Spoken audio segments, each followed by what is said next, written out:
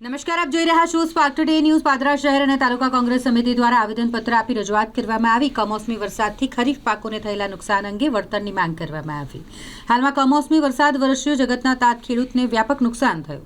પાદરા શહેર અને તાલુકા કોંગ્રેસ સમિતિ દ્વારા ખેડૂતોના પાકના નુકસાનના વળતર અંગે આવેદનપત્ર આપવામાં આવ્યું છે। કમોસમી વરસાદને કારણે ખેડૂતના ખરીફ પાકોને થયેલા નુકસાનનું તાત્કાલિક સર્વે કરાવી વળતર ચૂકવવામાં આવે તેવી માંગ કરવામાં આવી છે। વડોદરા જિલ્લા કોંગ્રેસ સમિતિના પ્રમુખ જસપાલસિંહ પડિયારની અધ્યક્ષતામાં પાદરા મામલતદારને આવેદનપત્ર આપી રજૂઆત કરવામાં આવી।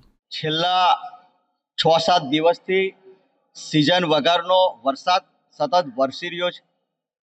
કમોસમી વરસાદના કારણે ખેડૂતોના હાથમાં આવેલો કોડિયો છીનવાઈ જવા પામ્યો છે।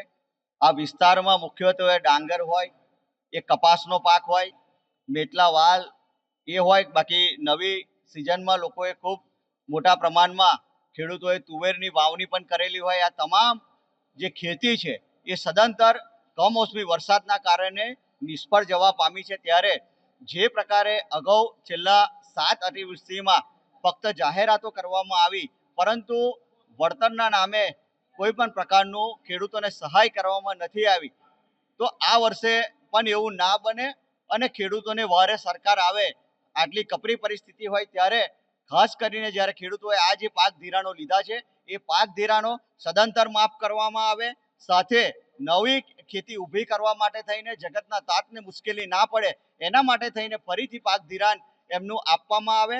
અને સાથે જે પ્રકારે યુપીએ ગવર્મેન્ટે 78,000 કરોડના ખેડૂતોના દેવા માફ કર્યા હતા, તે જ પ્રકારે આ સરકાર પણ ગુજરાતના આ તાત ઉપર, આ જગતના તાત પર આવેલી આફતમાં ખેડૂતોના સંપૂર્ણ દેવા માફ કરે એવી અમારી સરકારશ્રી પાસે આજે માગણી કરી છે। સાથે જે પ્રકારે ઉદ્યોગપતિઓના ટેક્સીસ મોટા માફ કરવામાં આવે છે, તો ખેડૂતોનું પણ ની સામે સરકાર જોવે એ માટેની રજૂઆત આજે અમે આવેદનપત્રના ભાગરૂપે અહીંયા આપવામાં આવ્યા છે।